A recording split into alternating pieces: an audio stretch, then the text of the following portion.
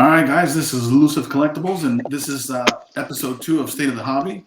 And returning back is Brian, Marvel Cards Up, and Victor from Marvelous Packs. What's going on, guys? How's everything going for you guys? Going good, man. What's Nice. up? Chilling, bro. Nice, man. Yeah, man, so I just wanted to talk to you guys just to see what's been on your guys' mind. What have you guys been noticing in the hobby? What have you guys been picking up? What are you guys still after? Well, we'll open it up with Golden. What do you guys think about these upcoming auctions? I think it's super interesting. Really, really interesting that somebody would throw up the full graded red set from 2013. Yeah. That's awesome. So is it all graded a certain? Is it gem? Is it nines or are they mixed? There's a lot of nines. The key card's a 7. The most important card. Yeah, the Spider-Man. What is the Wolverine? Wolverine's a 9, which is dope. Yeah, that's dope. But there's a lot of, 7, 9, 8, 7, 3, 9, 6, 9, 8, 9. I mean, it's decent. It's a decent little crew. Which year set is it again? This is the inaugural one, the 2013. Yeah. Oh my goodness. What are we thinking on the over/under that I'll end at? Man, so it's got what, 2 days left, and it's at 15,600 with the buyer's premium. Okay. I really hope it goes over 100. I hope. That's what I hope. And that's a completely selfish hope. Elusive. Yeah, I mean, it's a completely selfish hope because that's going to tell me if I'm going to set my set up, right? Because obviously, if somebody's going to grab a full red 13 set, why the hell not grab a full red 15 set? Yeah, right? That makes sense. I mean, especially whoever has that kind of money to buy that set is obviously going to be able to buy whatever they want. Exactly. So if it goes for around like 50, I'm not going to sell mine. I'll wait. I'll sit on it. Maybe next year will be different, or the year after, But I'm not hurt. So one thing nobody mentions, what you just brought up, the 2013 versus the 15. What do you guys think as far as multipliers? Like, for example, if we'll do it with the Spider-Man because it's the main card, like you mentioned. If Red Spider-Man, I don't know what it goes for, but let's say $5,000 raw. What do you think the 2015 Spider-Man does raw? Is it half, or is it a third? What do you think, Victor?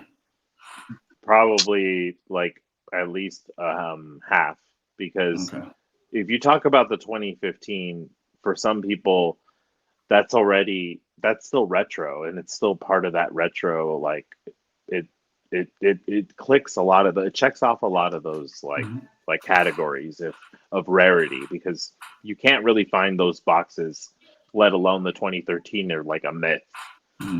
So like for me, I think people might have a better feel for what's left probably out there and sealed, because of that was the most recently ripped. But at the same time, 2013, it's just, you're not gonna, whatever was hidden away is hidden away, and that at this point they're asking for like something ridiculous for a case, so you're not gonna be able to get it. I think I've seen I'm sure it's still up. The 2013 box is for $299,000. That thing's gonna be forever. Yeah, I mean, we touched on this on Marvel's Pack Fresh last time, but I think Norrin and Justin had different ideas on what they thought one of those boxes is worth today. Everybody kind of agreed on $15,000, and some people think it might be worth up to 30. So I think that would be another good way of, again, just coming up with a multiplier. Do you think that box sealed is the 2015 worth half of that, or a third of that sealed? I think it really depends on what can be confirmed as full, right? So, for example, like in 17, where the gold Spidey is, right? I see eBay auctions for some of those other golds, right? But where are the golds from 13 and 15? Well, 13 had no golds, but 15 did. Oh, yeah. And that's why I was hoping you guys threw out a number, honestly, because what I was going to argue was that, like, let's say the 13 box, let's just go with 20. Now, I would argue that the 15, and I'm also biased, like you mentioned, because I own a box of the 15. So I would say it's minimum of a third of the price, but I could argue up to half only because of that. There's still a possibility to pull a 1 of 1 on this one, and there's no 1 of 1s on the 13. Right. Yeah, I think the chances are you're not, but because see, it's kind of the same thing with like 2018 masterpieces, right? The red Wolvie is still out there, but the minute that thing gets pulled, those prices, it's gonna take a hit. Is that the Spider-Man, or is that the Wolverine where he's jumping on a trampoline? No, that's the Palumbo one that you're thinking. No, really, no, because is it the Palumbo? No. The one where where he's coming at you like a little jackrabbit, or the one where he's sideways. Sideways and kind of like that's 2018. Yeah. See, there you go. Yeah. Okay. Yeah. Just because of the position on his legs, it looks like he was jumping off a trampoline. The trampoline. It's so weird. Such weird description. Use a noun to describe. I mean, that's the true. car. I'm a weirdo, man. That's how some of my brain connects things just with random stuff. But Straight playing Mad Libs with Marvel cards and stuff. Yeah, I mean, so I don't know. I don't know. I would probably say for 13, maybe like 15 to 20, or in that range. Mm-hmm. And that's if, like, you got to think of it this way too. If you're paying that much for that box, the base cards, the base and the other inserts, right? They're not gonna. It's not worth that much, So you keep it sealed, right? That would be the smart thing to do. The smart thing to do, and I hate to say it because I'm not a sealed box person, but it would be to keep it sealed. Hey, shout out to Pancake Analytics, Team Sealed, man. Yeah, in that scenario, I'd have to say it would probably, like, investment-wise, it'd be better. Yeah. I mean, I think to your point, like you just mentioned, investment-wise, but I would also argue any box that you think you wouldn't be able to acquire again, you should consider. I'm just going to speak from a seller's perspective because this has been bothering me for a while. If I owned a case of 2013, I would open that case because I don't care about sealed cases. And I would piecemeal the hell out of that. So I would be selling it like each sealed box, $15K, or put it up 20 to be sure, or best offer, right? And then ride with that and just release a box every 6 months. I'd be very I just do it every 6 months, make sure the sale clears through, and then put it up for another maybe $2 or $3 grand extra. Right. Is your name 1066? I don't give a shit, man. If they're that's exactly it's true. My point of that is because my case, I'd make sure it'd be sellable. Like, at least that way, you would be someone in the community would crack and get one, right. and they would rip it for us, and we would see what was in there. And then at least that way, we get a little closure of what is in these things. Because that bothers a lot of us. That would be if you had a case, but if you had, let's say, 20 grand and you bought a box. Right? Are you cracking it, Victor? Your base that you get out of that box, it won't even get you 1/100th of the return. You know what I mean?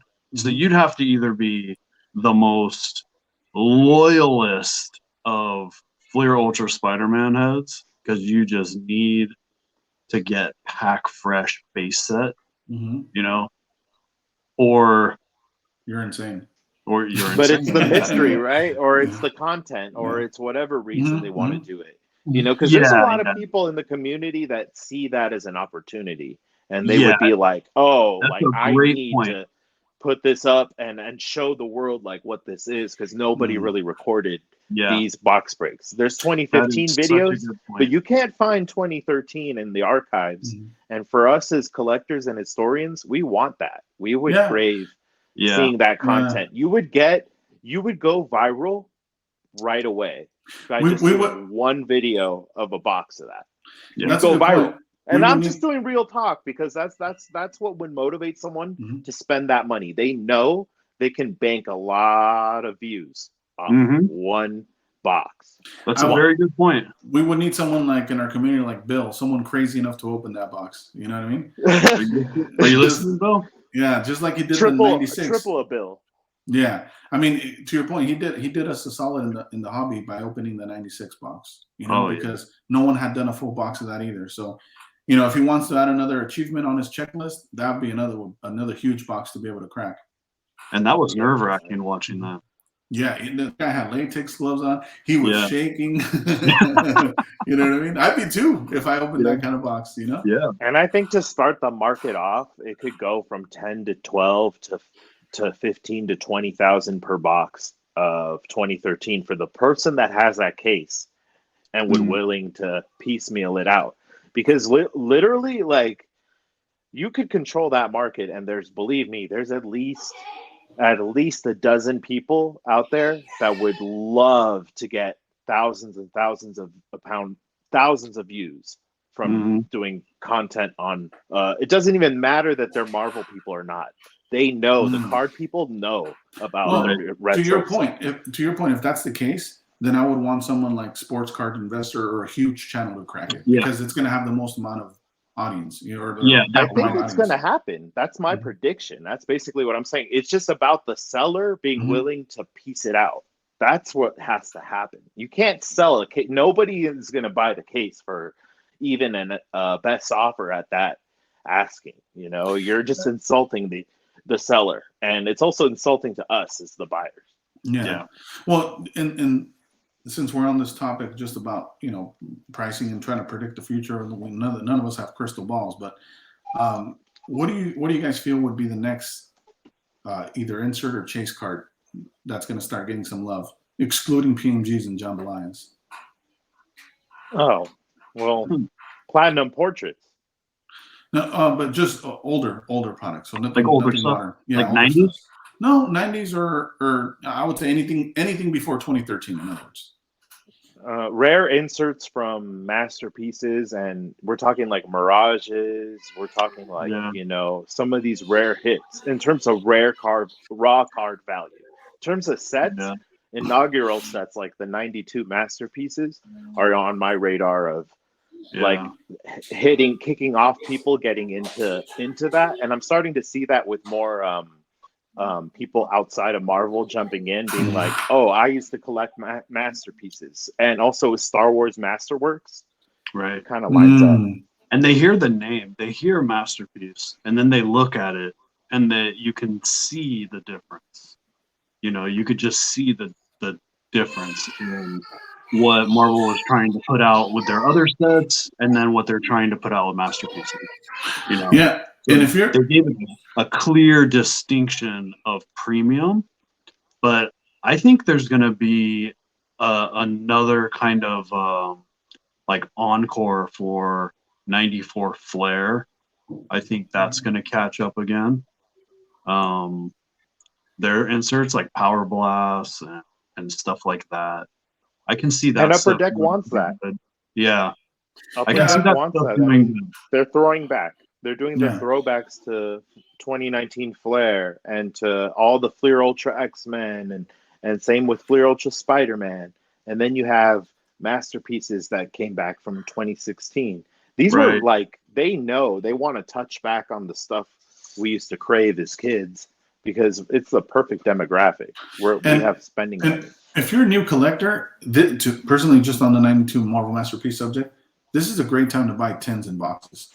Because they're on, you know, by the dip. Right now, it's a dip for those boxes, just being honest. 200 something? Yeah, 2 to 250. I mean, they're not going to go, I think that's their floor. Yeah. So, you know, they were as high as one point as the tins were going for like $500-600. Yeah. So you're almost getting them at a third currently. So if anybody that's looking for those, definitely picks them up. And you're getting them all separated. So you're getting Lost Ladies completely separate. Brick-free. You're guaranteed all 5 Spectras. You get all the Spectra separate, brick-free, and then you get the base set brick-free. I mean, it's kind of a no-brainer right there. Correct. Instead of gambling and opening a box, and number one, to your point, you're not going to get Lost Ladies. and you're probably not going to get all 5 Spectres. You're going to get some dupes, you know. Yeah, you might get the full buy. base. That's about the only thing you might get off that. Yeah, and with the Spectres, even if they're tiny sticky, they'll white. You know, they'll have a white line. Even if the smallest little stick will pull those Spectra paint right off. You know what that reminds me of? The 2001 Marvel Topps Legends. The foils are that way. I've opened a couple packs, and any little thing will just mess up the whole card. By the way, I don't know if you guys knew this, but I had picked up, obviously you guys knew I picked up a box of that 7 months ago or so. Mm-hmm. Another box just sold for the same amount I picked up mine for. Yeah. Like the seller didn't ask for more money. I mean, if I would have been him, I would have done a higher amount or best offer. Yeah. It was online for literally 2 days. I told Spidey about it right before the podcast, and it had just sold at 10:30 a.m. that day. Dang. And I had said the day before. And I didn't pick it up because I don't need doubles of that. You know what I mean? I was just planning on keeping it sealed anyway, my box at least. But I think it's a great box. Those are unicorns. You see them every once in a while. I have a decent amount of the Legends. Foils or just the regular? A little bit of, actually, you know what? I don't think I have the foils. I have the regular. I have like a few of the costume change cards. Mm-hmm.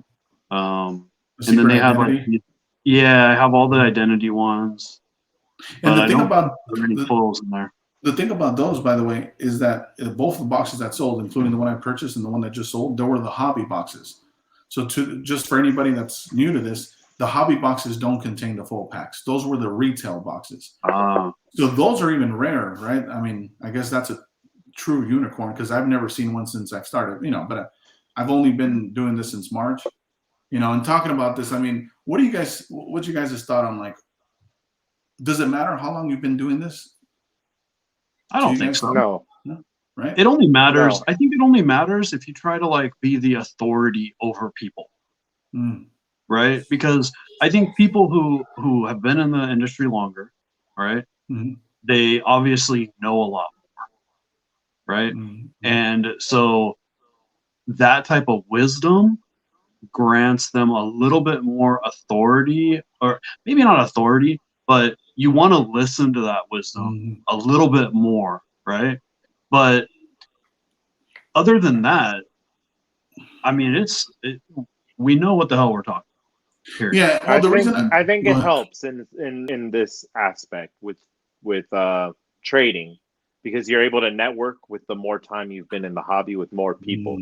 You can't avoid that. Time is one of those things we just all are on the same playing field with, and we only have so much of. Now, then again, you could just check in and out of the hobby here and there over the years and not have really been a part of it, and then be part of it, and then be out, and then be in, be out.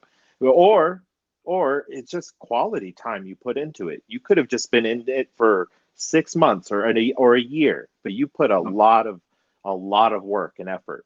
So it's really just about what you put into it, and not necessarily, I've been in it for 15 years or whatever the veterans claim, Can I just add something real quick too? Yeah, go ahead. With Marvel, it's never seen this level. So it doesn't matter how long you've been. It's never been at this level of, it's never crossed the threshold of like trading card into actual asset, right? With sport, you have like a long ass history of fluctuation, of highs and lows. So the longer you've been in it, the more wisdom you're going to have on the spec, right? So when it comes to like where's everything going, why are things going higher, honestly, nobody knows that stuff, because it's only happened for like a year and a half. And those are both great points. One of the things I wanted to add to both your points on the Victor mentioning the trading thing, I agree with that. And a good example of that is Norin, right? Sketch card. He's able to trade and do a lot of things because of how long he's been in the hobby. But on the other point, in regards to how long they've been doing it, and they hold a lot of wisdom, the only thing I have to say about that is I agree. But one of the things I at least was able to see coming into the hobby was none of them were sharing their wisdom. I never saw anybody posting and sharing what's out there. Nobody was talking about, every single set. And so, you know what I mean? So a lot of them are keeping that knowledge to themselves. And for the most part, especially to your point as well, Brian, now that the market's moving up, it makes sense and it's wise for them to keep that to themselves now. But, early on this year or even last year, I believe you started last year, I started this year. I still didn't see anybody making any videos on, what to look out for, what to buy, what are good inserts. Right. So, again, any OGs, as they call them, could feel how they feel about it, but I don't feel any of them, helping helping a lot of the newcomers in personally. Helping guide them away from stuff that definitely won't be picking up, and yeah. And that's tough. Like a lot of people, they just don't want to do it. They don't want to be in the spotlight. Totally understandable. Some people don't want to do it. Yeah. Yeah. Some people don't want to do it because they want to keep buying it and at a nice price. And then when they get enough, maybe drop that info and everyone else will buy it. Right. And, some people just disagree with the market. When is enough, though? Straight up disagree. To your point, when is enough? When are they going to feel like they picked up enough? Who knows, man? My enough is different than your enough. You know what I mean? Yeah, that's a good point. All right, so just moving on. What do you guys feel about the whole card ladder situation and PSA picking them up, or their mother company picking them up? Well, I saw what is it? Lamine James throwing on that little infinity stone, and it was the last one. It was like, and it had the picture of Nat Turner. I didn't see that, dude. Nat Turner was on Thanos, bro, and it was like he was putting it on like, and he puts on the last stone, and he's just like, and it's Card Ladder logo, and that's the last stone on there with all the other stuff they've assembled and acquired over this time. So it was a pretty hilarious meme, and it just means to me that they are pretty much like trying to take over, like the whole hobby. They're in preparation for Fnatic. Correct, yeah. That's what I was mentioning on the podcast, man, because that's what I feel. Fanatics hasn't tried to keep it a secret that they're trying to monopolize the industry. So I think they're like, oh, is that what you want to do? And you're giving us a 5-year heads up? Well, that's a mistake. Yeah. And then, I mean, it makes sense that they go after one of the grading companies too. So like maybe now that Collectors Universe got Card Ladder, maybe PSA tries to acquire like CGC, or something like that, because they know like CGC is going to have that on lockdown with books and cards, so who knows, like whatever they can pull away from Fanatics, I think they're going to do it. It puts whoever's not one of the stones, it puts them, those other people, those other companies, they're all vulnerable to Fanatics now. They're all feeling it a little more. They're a little more on their own island now. Yeah. So like we're talking like anywhere from grading companies like Brian's saying to all the way to like My Slabs and certain other things, like other selling eBay, even though they're huge. Lots of stuff like that. Yeah. And what they're doing, I don't, it's kind of a 50-50, like I think it's awful when you have monopolies. I think that's stupid. Everybody should just be against it. It's, what I mean? Like logically. But at the same time, if you look at what it is they actually acquired, right? They acquired one of the largest trackers for their slabs. And that's going to help out with so much infrastructure for their company, and so it's a smart move, it'll also help with like set registries and stuff like that, because PSA, I mean, they're all about that crap, like who's got the biggest dick on set registry and all that craziness.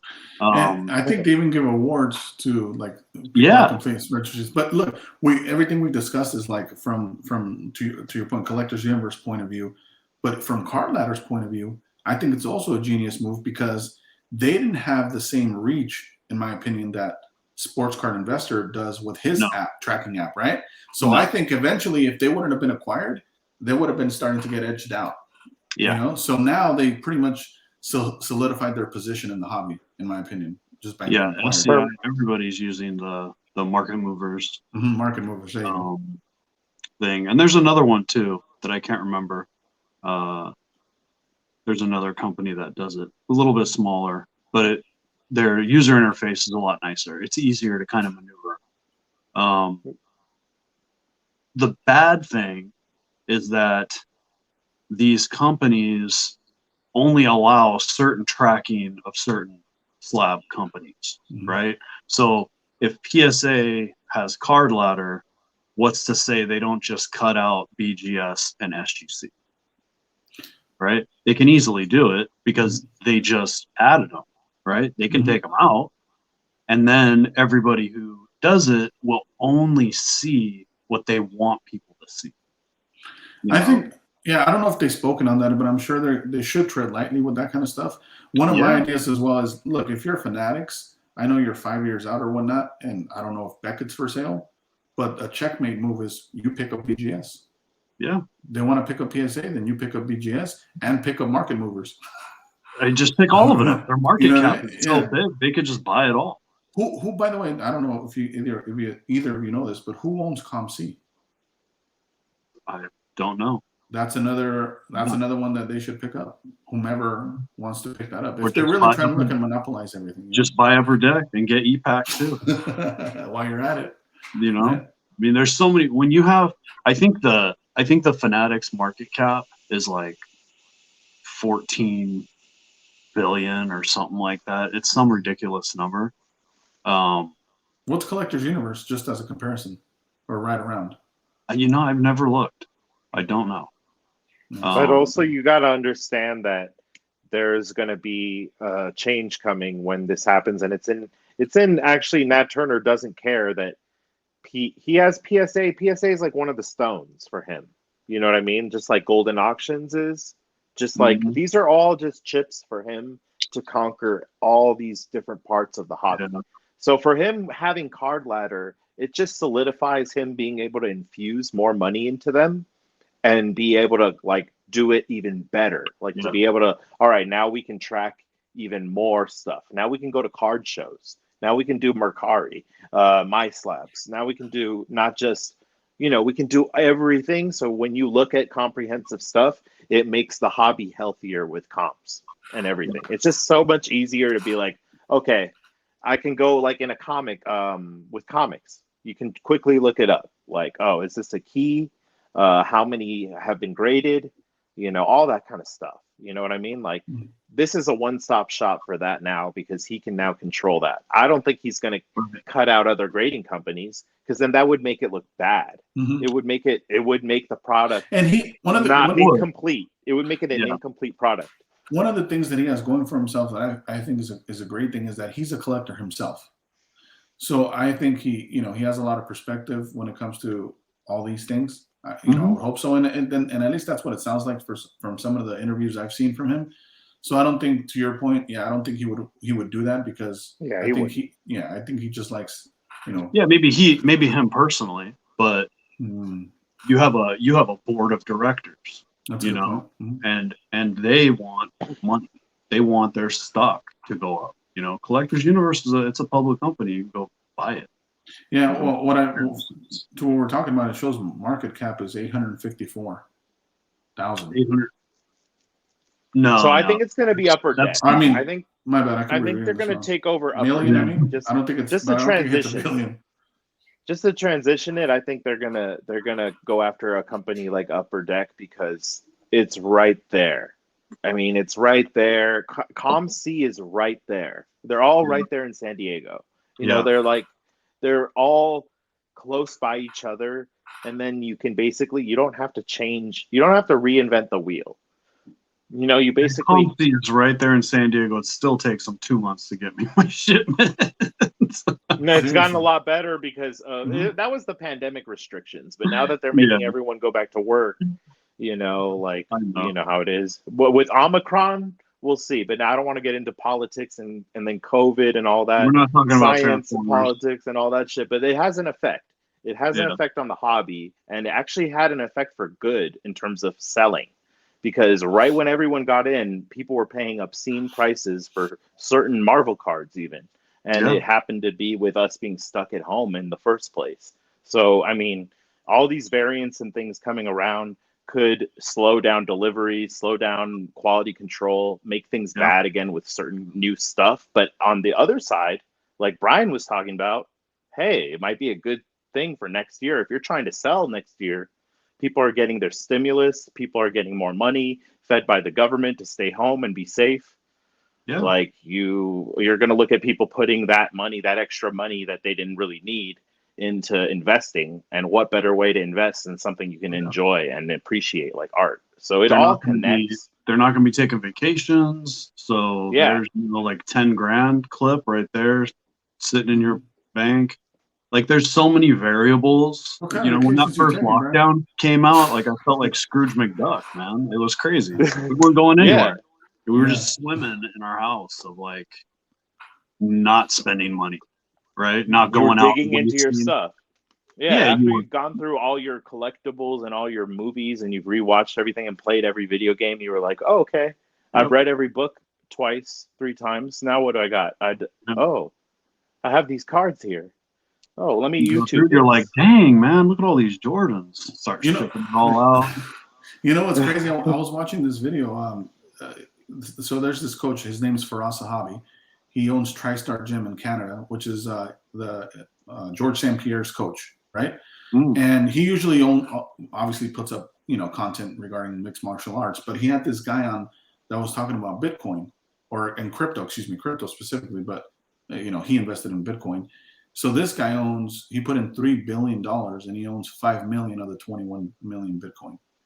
So, but he was the way, I mean, I've never heard a good breakdown on crypto, right? Like if someone's trying to sell me crypto, I mean, this guy just sold it to me, right?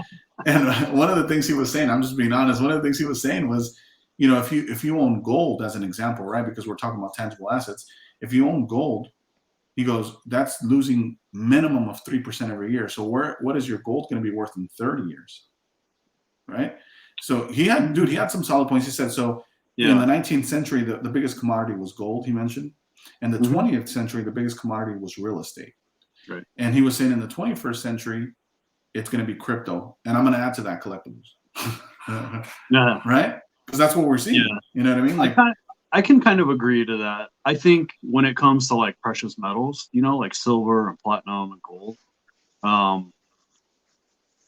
you have to remember there's some states that still let you deal in that. Like you can go to the grocery store and pay for something in gold.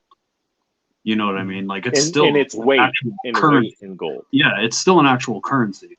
So if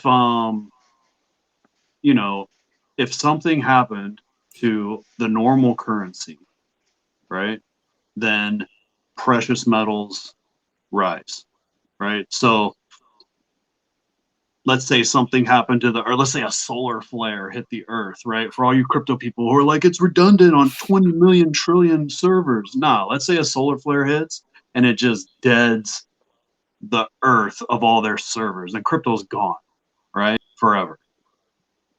And something happened to the dollar, right? Well, guess what? All that gold that you were sitting on, those little flecks, the tooth in the back with your filling, nah, dude, you're good. You're good. Gold, I think, is still super solid.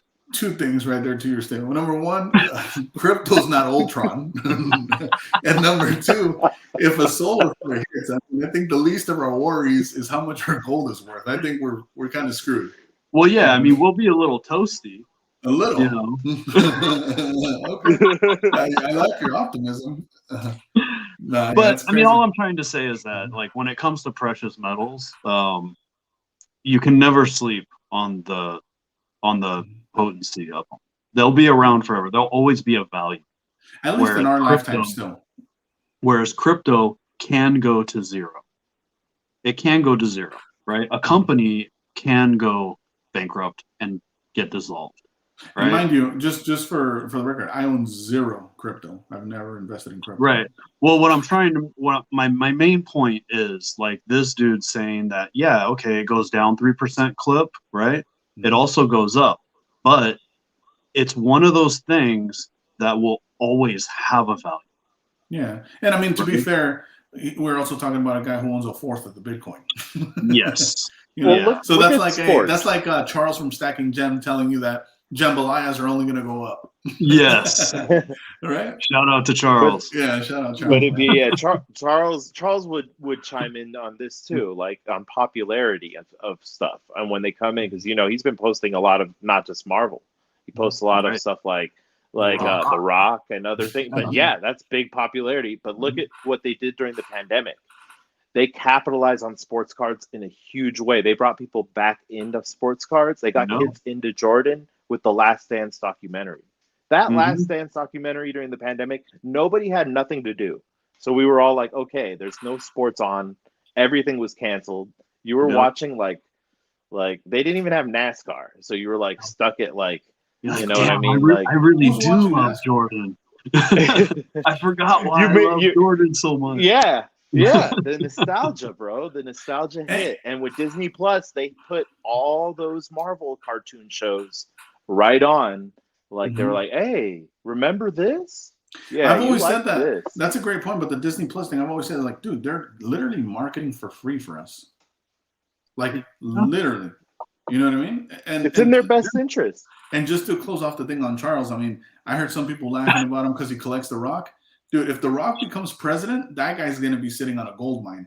Dude. Yeah, dude. Who's going to be laughing last, You know what? I don't really care for Rock's movies at all. But no, you don't think he's a good actor? I'm messing with you. I try to put you on the spot.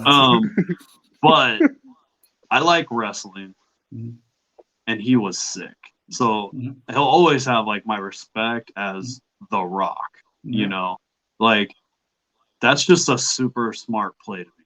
Just like Hogan or Ric Flair or Savage. You know, the Rock is right up there, man. It's a solid play. He's dope. He's dope. He'll forever be The Rock, you know? Yeah. Something tells me he's going to be in the MCU eventually. Sorry. He will probably force his way in there or something, you know? Like, and it'll be cool. Like, he'll be like on Guardians or some new team. Yeah. He'll just be like, you know. He'll show up as Bishop, you know? That'd be crazy. It'll be badass. Hobbs and Bishop. Somehow they'll make it cool. Yeah, it'll be like Fast and the Furious 10 with Marvel somehow in it. I mean, this guy's holding helicopters with one hand, so he might as well be in Marvel. Yeah, just kill me now, dude. It's eventual. It's all eventual.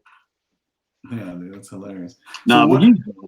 So, from all these upcoming sets that we've heard about, at least, you know, Marvel Beginnings, the Into the Spider-Verse, or Spider-Man Metal's kind of old news at this point, right? We know it's coming already, but from the other ones that slowly have been announced, which one, again, excluding Spider-Man Metal, which ones are you guys most excited for? You can go, Vic. Just don't take I already know your answer, so I'm trying to stay away. God. You can pick the other awesome stuff. Yeah, I mean, I'm gonna go. All right, I'm gonna stay away with the set I think you're gonna talk about because there's two of them, and I'm gonna hope I'm right because I know you're trying to stack on one. And anyway, whatever. You're gonna show your hand anyway. Yeah, exactly. I'm gonna go with the masterpieces because like in 2023, if it's that long, I hope not. I hope it's the end of 2022, and I just really am holding on to that hope and prayer for Julie Boris reuniting on an insert, even if it's not the whole set, that they like bring back as many of a retrospective artists from masterpieces as they can, because this is the 30-year anniversary. You know, you gotta give it like get Joe Juice, get Julie and Boris, get the good ones you can get back and make it fun. That's a great point. If they did a collab for the 30th anniversary, and we've mentioned a couple of times buybacks and how it would be impossible for them to bring back 96 buybacks. But one of the things you mentioned, Julie Bell and Boris, one of the things that I think would be awesome if they don't even bring back buybacks, but what if they bring back the double impacts? Right? Forget about it. Make it like a Masterpieces retro. You know what I mean? Like you have all these inserts from the Masterpieces. Where do I buy this that you're talking about, Marvelous? Dude. Or what about? I've been saving this for this episode. Or what about like painted sketches from Julie? Oh, like Redemption?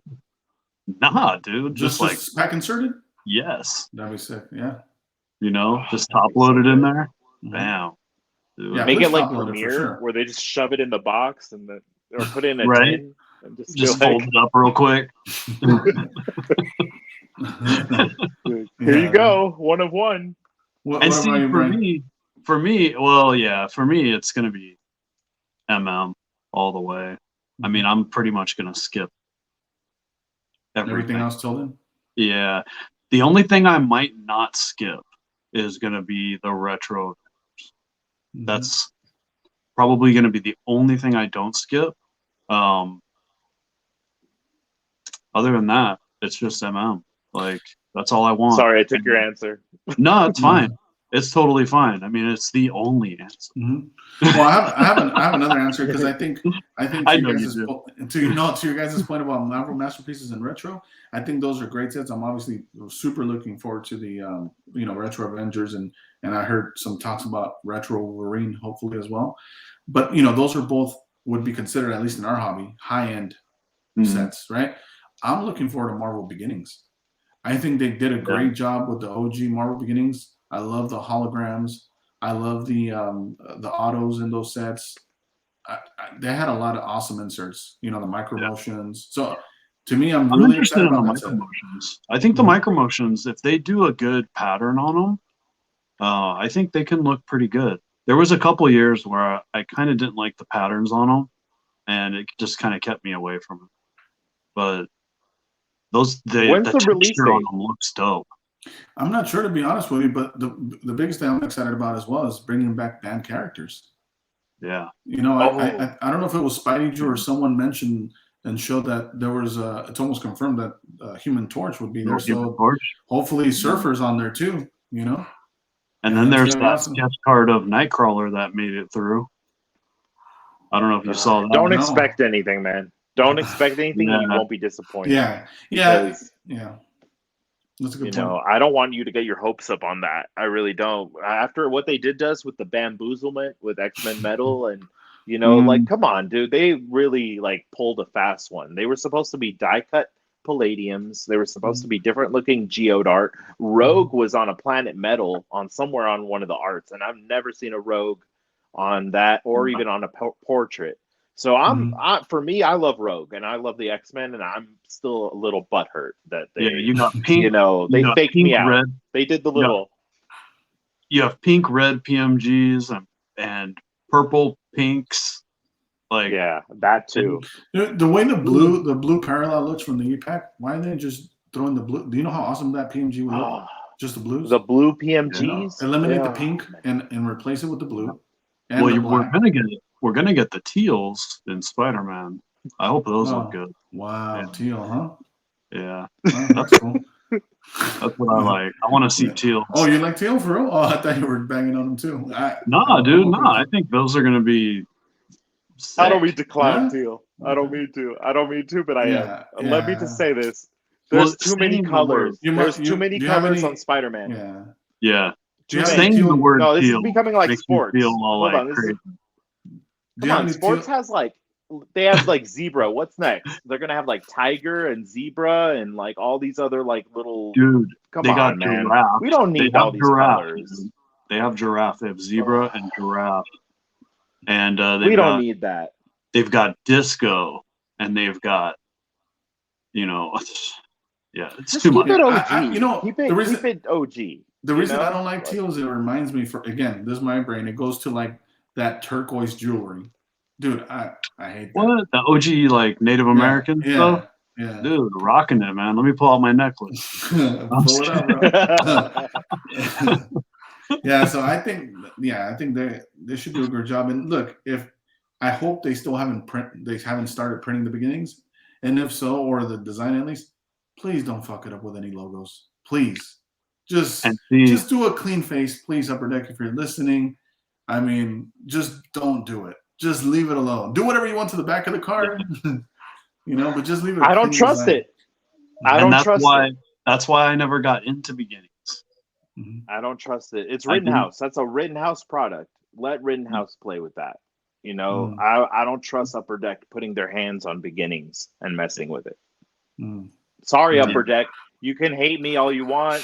This is my opinion. I just don't. I think you guys are going to mess up beginnings. I think they're going to mess it up. Hey, Victor, is Upper Deck up in the sky or something? Yep. I don't know where they're at, bro. But Tops is where it's at. I wish Fanatics bought up Upper Deck and they couldn't do Marvel anymore, and we went back to Rittenhouse, or we went back to Tops, or we could even go to hey, Disney can buy a company and have them do Marvel cards. I'm ready for change. Change is good, except change. Well, to Collection King's point, into what you're discussing, I think that if they did lose the license, Upper Deck, that is, I could see only Tops being able to pick them up, because Rittenhouse already got outpriced. That's why they lost the license in the first place. Right. So I don't foresee them being able to pay the new price, especially now that Disney sees this uptick in Marvel card attention. So I think it's only Tops that could do it. It makes sense for Tops to do it too, because they're already rocking. They're rocking Star Wars like crazy. Dope. Yeah, I've been picking those up on the low as well. And I've said it before, and I'll say it 1,000 times again. I just want to see a Tops Marvel's finest. I want to see a Tops Chrome. A Tops Chrome, one Superfractor. Tops Chrome Marvel, a Bowman Chrome. Like, I want to see these awesome Tops products on some Marvel products. That would be dope. One thing that I never noticed, by the way, just the last thing, we'll close off with this. Speaking of inserts, Spidey Jew brought up, we were bringing up Royal Foils, and he was saying that they remind him of the Kabooms, and they do. They kind of do, yeah. The Royal Foil, that's like the Marvel's Royal Foil, the Kaboom. But it's missing. It's missing that little something. The Kaboom. Yeah, dude. But imagine if they brought the Color Blasts. Dude, that's probably the best sports card I've seen ever. Our Color Blasts. 100%. The white one too, not the black background. The white background. Yeah. Both of them. They've done it. Planet Metal, Platinum Portrait, Z Force is coming out. So why wouldn't they? They'll get there. Because that's a Panini. That's Color Blast is a Panini insert. It's a Panini insert. It's a case hit. Yeah. And but they all kind of copy each other and they name it kind of something different, even though it's it looks pretty much like that. Like they say what, cracked ice, and then something else. It's whatever. Well, dude, on that note, whoever's listening, sweet dreams. We just gave you guys a lot of ideas. Hopefully we'll get some Color Blasts in, But again, guys, thanks for joining me. It's always cool to kick it with you guys and chop it up. I hope you guys have a great night. Yeah, you too. Reach out to us if you have questions. Reach out to us. That's what we're good for. So we're not gonna give the cold shoulder to new collectors. Just you've got 3 good dudes here, so reach out. Yep, absolutely. Thanks again, guys. All right, man.